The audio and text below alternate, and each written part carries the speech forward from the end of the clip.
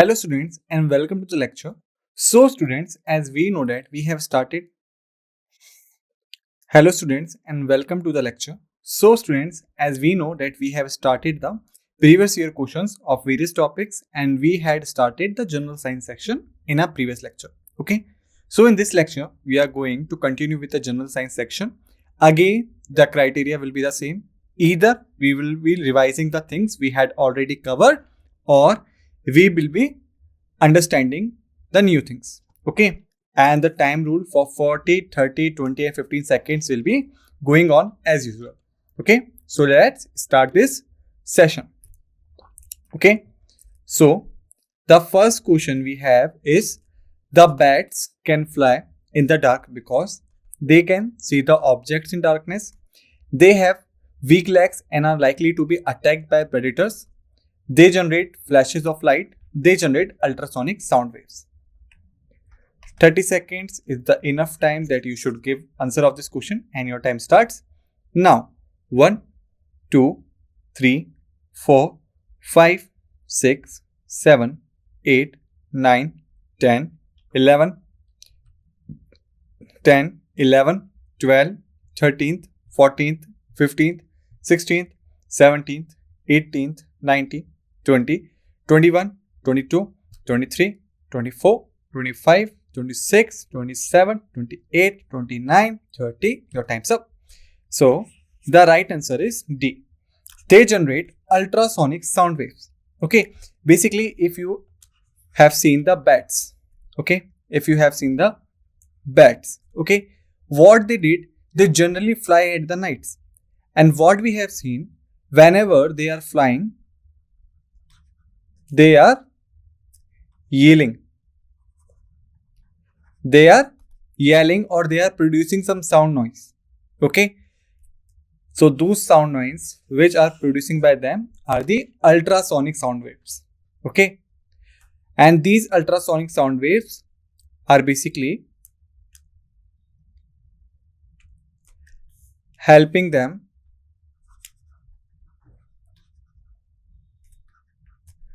to understand length, width and distance of an object coming in their way. Okay. Let's suppose if the bat is flying like this is the bat who is flying, having the face like this and that. Okay. My drawing is not so good, so do not mind it. Okay. And this is the object in front of him. So what they will doing, they were generating the sound waves, or you can say the ultrasonic sound waves. These waves will get strike back by the object to them, and by analyzing number of frequency coming back, they could understand the length of an object. Okay. How big is the object, or you can say length or size basically. Okay. Thereafter, area coverage from where the sound waves are reflecting back. It means that if they are reflecting from 10 meter, 20 meter, 30 meter wide area, then the size of the object 10 meter, 20 meter, 30 meter respectively. Okay. And the time taking by them to returning back is basically using to determine the distance. Okay. So that's how they're using the ultrasonic sound waves. Okay. Next question we have, what changes will happen to a ball of ice and water kept at exactly 0 degrees Celsius? All ice will meet, all water will become ice, no change will happen, only some ice will melt. Okay. This is the easy question. So 20 seconds, I think it's enough time to answer this. And the time starts now. 1, 2, 3, 4, 5, 6, 7, 8, 9, 10, 11, 12, 13th, 14th, 15th, 16th, 17th, 18th, 19th, 20. The time's up. So the correct answer is C. No change will happen. Okay. So if we're talking about the ball of ice. Okay. So this is the bowl and this is the level of ice keeping in that bowl. Okay, and sorry.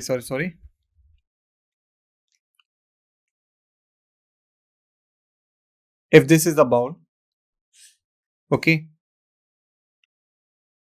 this is the ice keeping in it. Okay, then we remember that ice is making of which? Making of water. Okay, and water generally freezes at 0 degrees Celsius, which is the given condition here. So when the water will freeze, then it will become ice.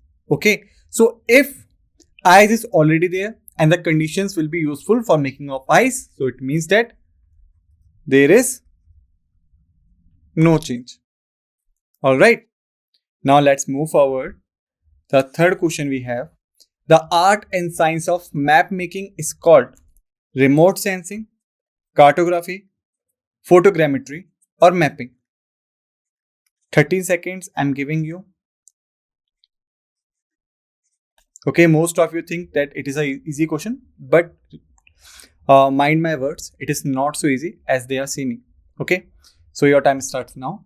1, 2, 3, 4, 5, 6, 7, 8, 9, 10, 11, 12, 13th, 14th, 15th, 16th, 17th, 18th, 19th, 20, 21, 22, 23, 24, 25, 26, 27, 28, 29, 30. The time's up.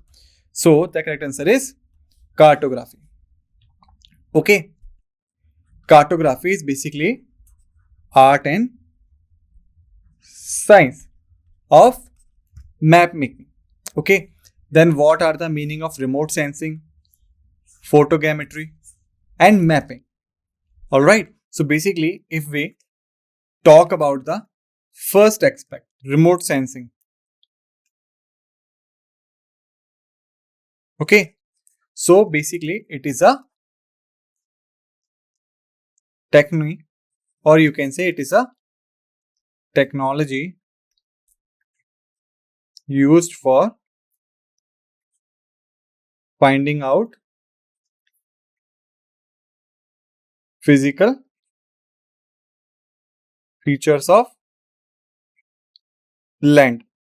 Okay, so remote sensing is basically a technology by using of which we are able to find out the physical features of land. For example, if this is a satellite,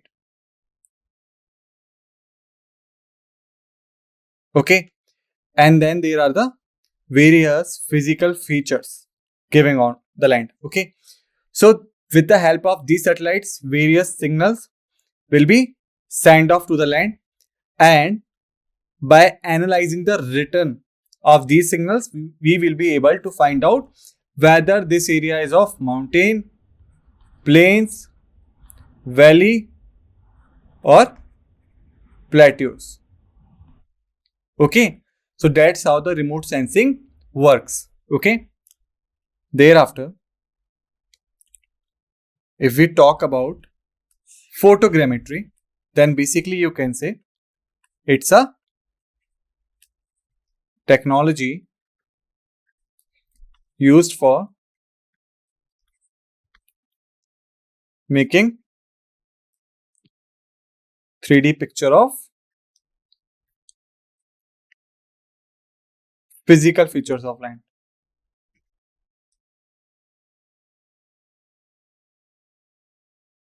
Okay, so basically you can say photogrammetry is one step ahead of remote sensing. In remote sensing, you were using the signals to find out whether the land area is of the mountain, plains, plateau, or valleys. Okay, but by using the photogrammetry, you can go one step ahead. Like you can use the technology to make a 3D picture. Like how does the thing looks like on the ground.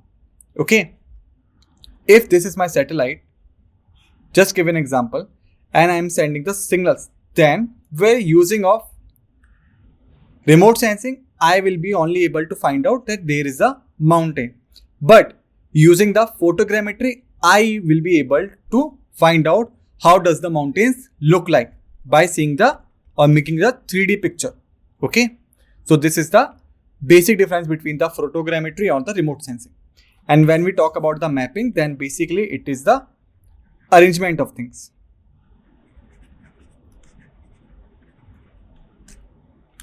All right. Now, I hope you have got the answer and got the correct explanation and concept behind it. Okay. Now let's move forward.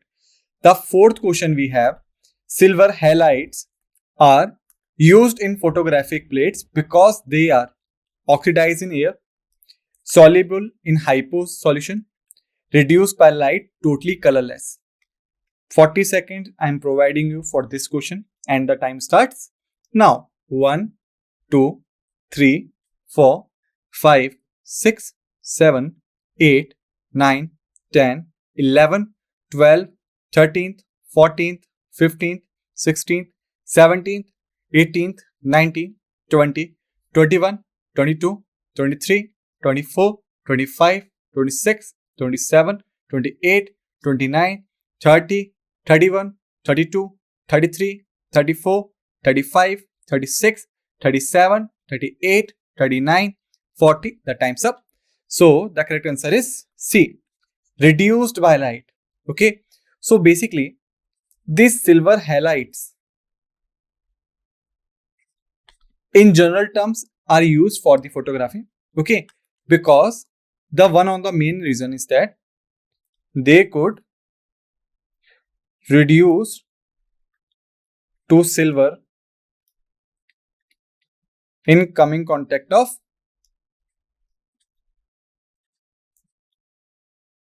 light and are helpful for making of picture. Okay, so basically this is the main reason. Okay, the silver halides, they are able to resolve themselves as a silver whenever they come in contact with the light, and then they could be used for making of the picture. All right, so that's why they are generally used in the photography. Okay, now I think that you have got the correct concept. Okay, now let's move forward. Fifth question we have, tetraethyl lead, TEL in short, is a catalyst in burning fossil fuel, an antioxidant, a reductant, and anti-knock compound. 40 seconds I am providing you to answer this question and your time starts now. 1, 2, 3, 4, 5, 6, 7, 8, 9, 10, 11, 12, 13th, 14th, 15th, 16th, 17th, 18th, 19th, 20, 21, 22, 23, 24, 25, 26, 27, 28, 29, 30, 31, 32, 33, 34, 35, 36, 37, 38, 39, 40. The time's up. So the correct answer is an anti-knock compound. Tetraethyl lead is basically an anti-knock compound. Now what is anti-knock? Okay, in order to understand the anti-knock, first we should understand the knock. Okay, so basically it is related with the burning of fuel.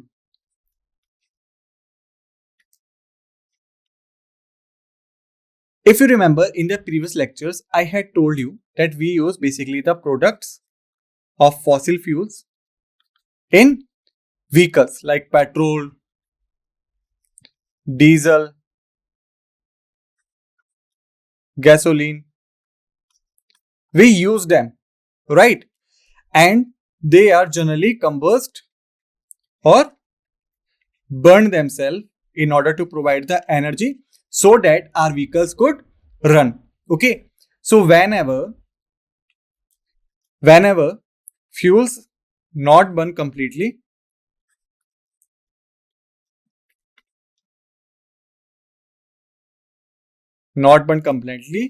then they generate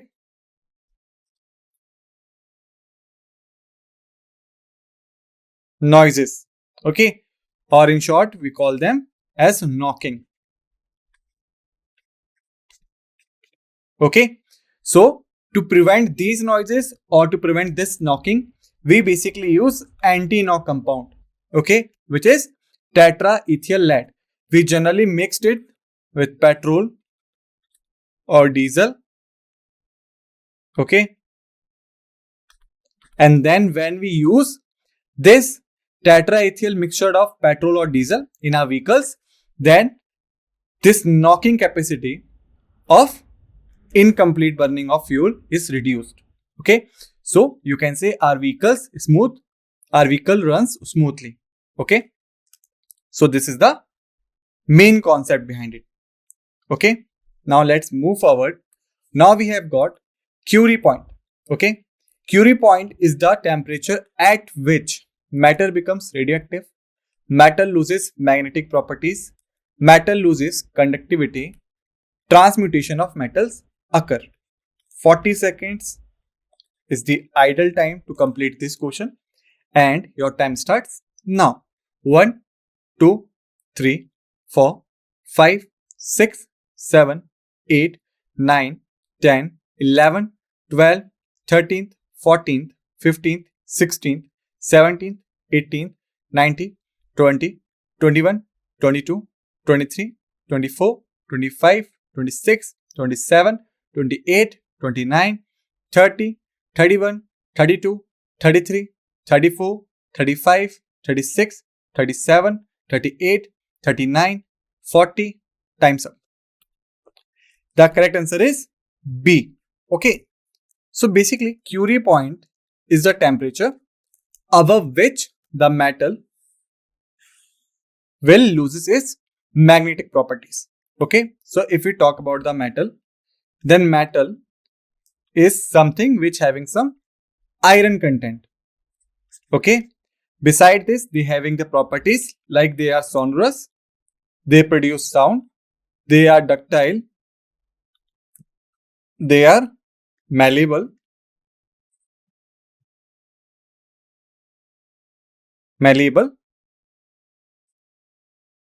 they are shiny and lustrous, and they are good conductor of heat and electricity.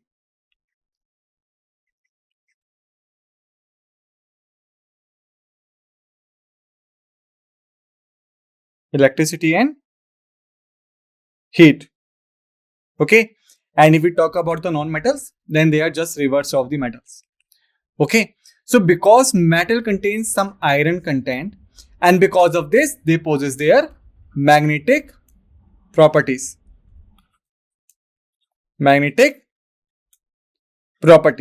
Okay.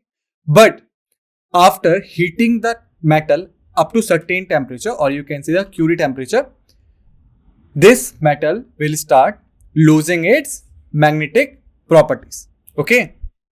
So now I think that you have got the concept. Okay. Now let's move forward. 7th question, which is very easy, I have told you so many times, is the isotope used for the production of atomic energy is U-235, U-238, U-234, U-236. 30 seconds, I think, is the enough time to answer this question. Your time starts now. 1, 2, 3, 4, 5, 6, 7, 8, 9, 10, 11, 12, 13th, 14th, 15th, 16th, 17th, 18th, 19th, 20, 21, 22, 23, 24, 25, 26, 27, 28, 29, 30. The time's up. So the correct answer is U-235. So basically, when we're talking about the atomic energy, we are talking about the nuclear power plant. And nuclear power plant works on which phenomenon? I had told you. I'm giving you 15 seconds to answer. Your time starts now. 1, 2, 3, 4, 5, 6, 7, 8, 9, 10, 11, 12th, 13th, 14th, 15th. The time's up. It was a concept of nuclear fission, right? I had told you. And for this nuclear fissions, we required U235. Okay. And if you remember, we had talked about the heavy water, right? What is the use of heavy water in the nuclear power plants? It is used for moderator, okay, to cools down the temperature of reactors, okay. So basically we could say U-35 is a fuel we used in the nuclear power plant for the nuclear fission process to release the atomic energy, okay. And during this process, the reactor in which the nuclear fission is going on gets heats up, okay. And to prevent it from melting, we generally use heavy water as a moderator, okay. So I hope now you have got the concept, also get a little bit revision, okay. Now let's move forward. 8th question we have, the acceleration due to gravity at the equator is less than that of the poles, greater than that at the poles, equal to that at the poles, does not depend on the Earth's centrifugal acceleration. Okay, now you have 40 seconds to answer this question and your time starts now. 1, 2, 3, 4, 5, 6, 7, 8, 9, 10, 11, 12, 13th, 14th, 15th, 16th, 17th, 18th, 19th, 20, 21, 22, 23, 24, 25, 26, 27, 28, 29, 30, 31, 32, 33, 34, 35, 36, 37, 38, 39, 40. Your time's up. The correct answer is A. Is less than that at the poles. Okay. So to understand this concept, first we understand this concept. As we had discussed in our previous lecture, Earth is divided, or you can say Earth's interior is divided into 3 parts: core, then mantle, then crust. Okay. Crust is Sial, mantle is Sima, core is Naife. Sial stands for silicon and aluminium. Okay. Sima stands for silicon and magnesium. Okay. Naife stands for nickel and iron. Okay. So now you can see this nickel and iron are the metals and they possess some magnetic effect.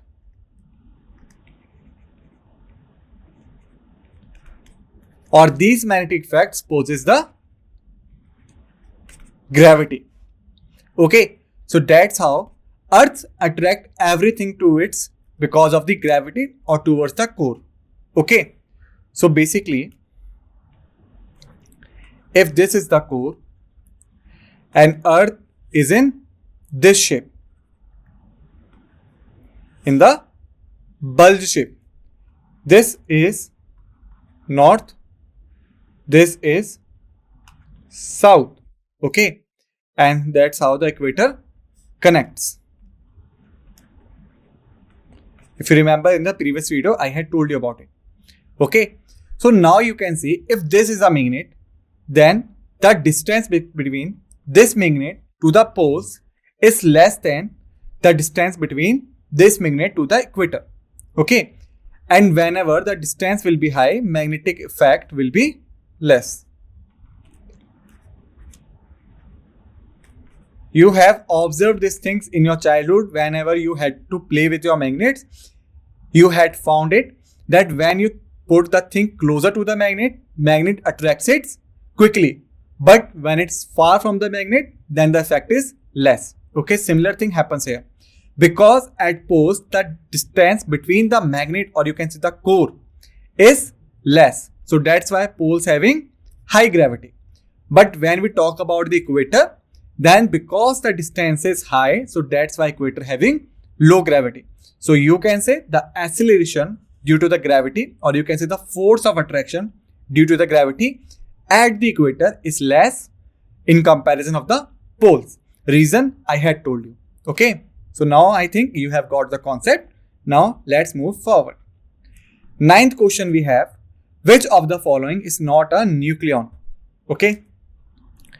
For this question, you have 40 seconds to answer and your time starts now. 1, 2, 3, 4, 5, 6, 7, 8, 9, 10, 11, 12, 13th, 14th, 15th, 16th, 17th, 18th, 19th, 20, 21, 22, 23, 24, 25, 26, 27, 28, 29, 30, 31, 32, 33, 34, 35, 36, 37, 38, 39, 40. The time's up.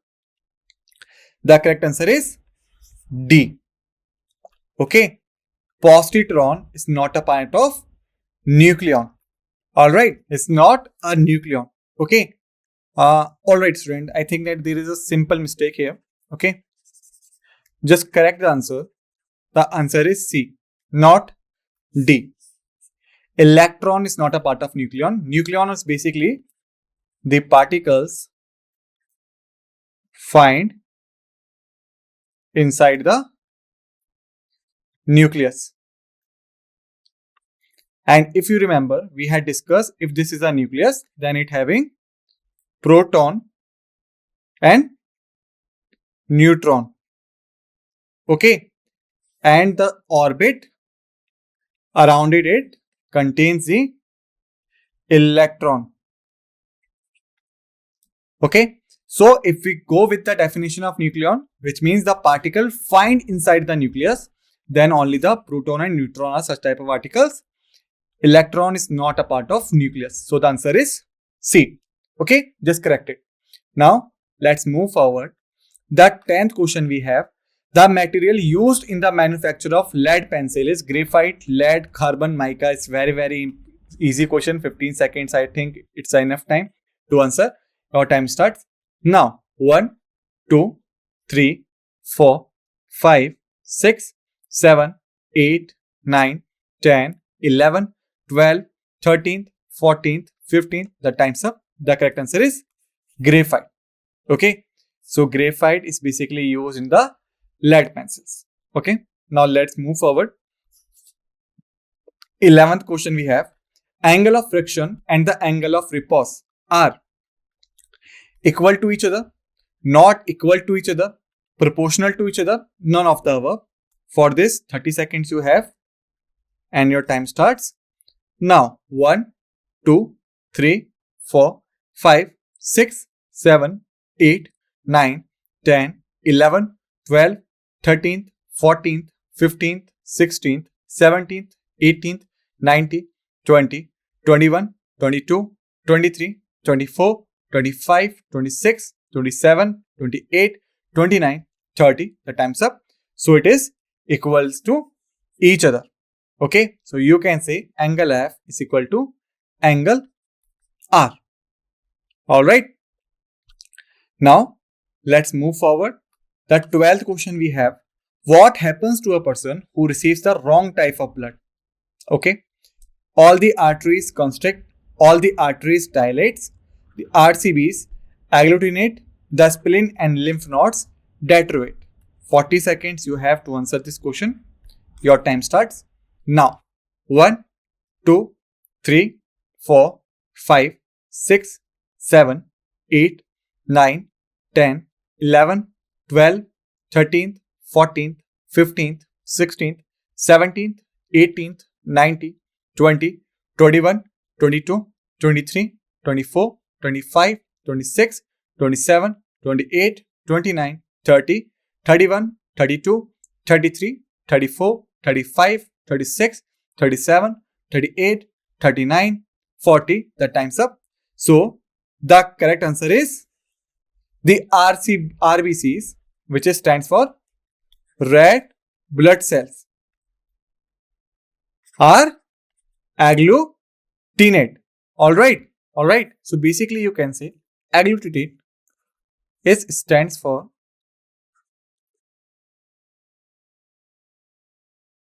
stacking. Okay. So when the person receives the wrong blood type, then the red blood cells of his bloods got stacking together and the blood flow hampers.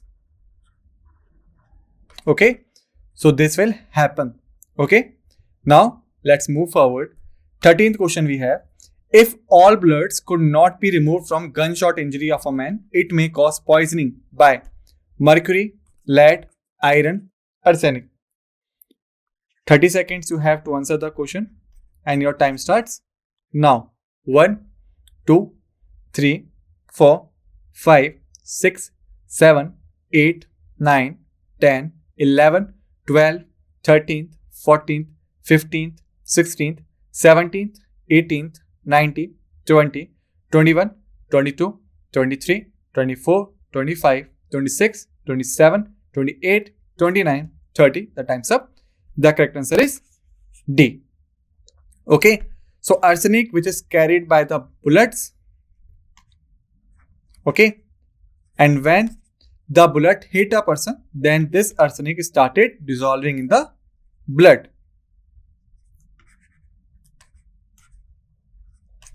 which will contaminate the blood and will become a cause of death.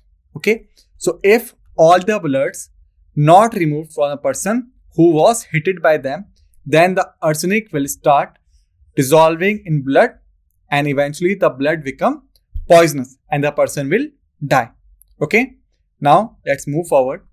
14th question we have. Ringworm is a type of disease, bacterial, protozoan, viral or fungal.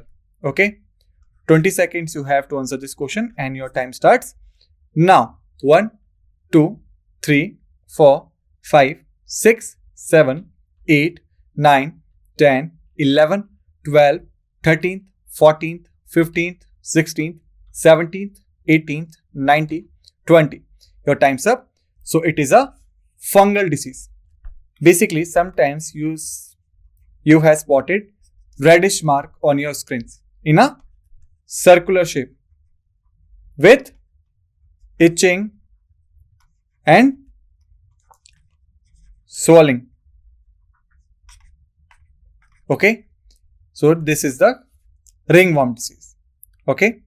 Now let's move forward. Last question for it. We have pituitary gland is situated in the base of the heart, the base of the brain, the neck, the abdomen. 20 seconds you have to answer this question. Okay. 30 seconds you can get.